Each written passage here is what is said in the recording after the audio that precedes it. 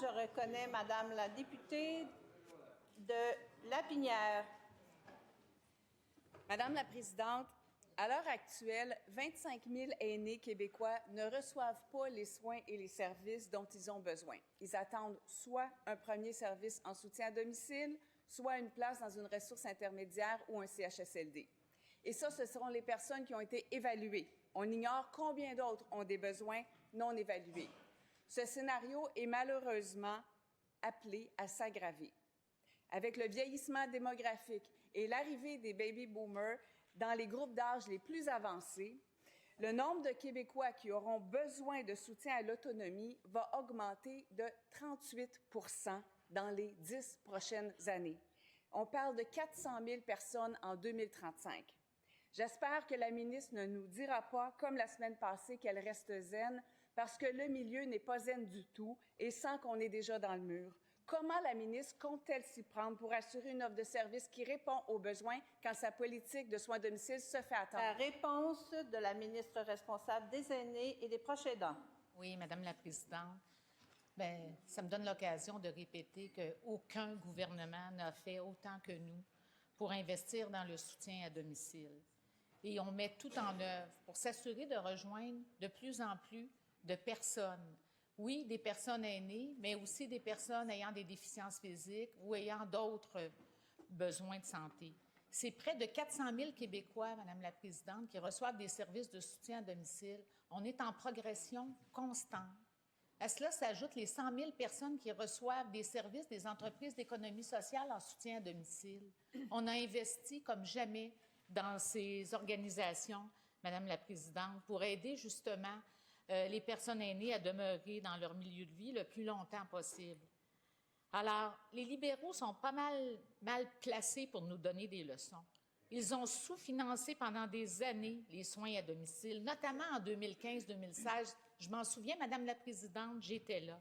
Le Québec a pris un retard incroyable et on est en train vraiment de rectifier la situation en soutien à domicile. Les gens qui reçoivent des services sont contents des services qu'ils reçoivent, Madame la Présidente. Première complémentaire.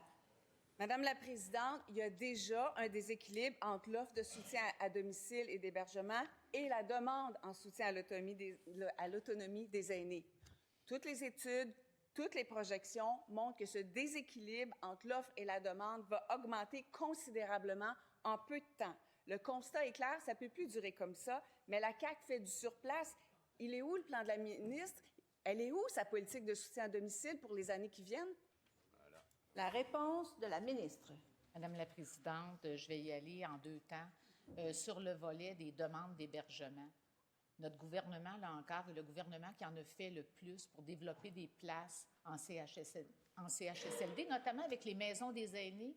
Madame la Présidente, notre objectif était d'en livrer 46. On en a livré 42. J'aurai l'occasion d'aller inaugurer 2 autres maisons des aînés. C'est plus de 3 500 places, sans parler de toutes les CHSLD qu'on rénove actuellement.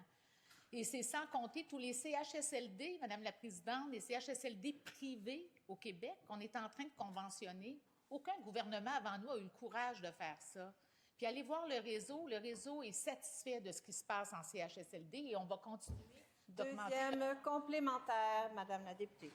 Madame la Présidente, les bris de services vont arriver plus tôt que tard.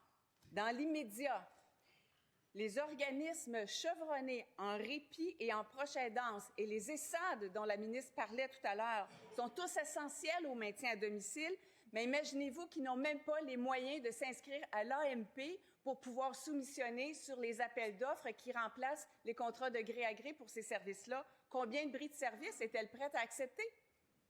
La réponse de la ministre. Madame la Présidente, je vais poursuivre sur la deuxième question en lien avec la politique nationale de soutien à domicile. Contente de voir que ma collègue de Lapinière attend cette politique avec impatience. On a fait des travaux importants au cours de la dernière année. On a mobilisé des centaines et des centaines de personnes. On a reçu des centaines de mémoires. Notre politique, elle est écrite et elle sera bientôt annoncée. Alors, Madame la Présidente, on va de l'avant avec les services de soutien à domicile. Vous savez, c'est un budget de 2,6 milliards en soutien à domicile. C'est pas rien, Madame la Présidente. Puis on continue vraiment d'augmenter notre budget en soutien à domicile. Puis concernant le répit, bien, c'est la même chose, Madame la Présidente. On continue d'investir dans le répit puis de soutenir nos En proches aidants. principal, je reconnais maintenant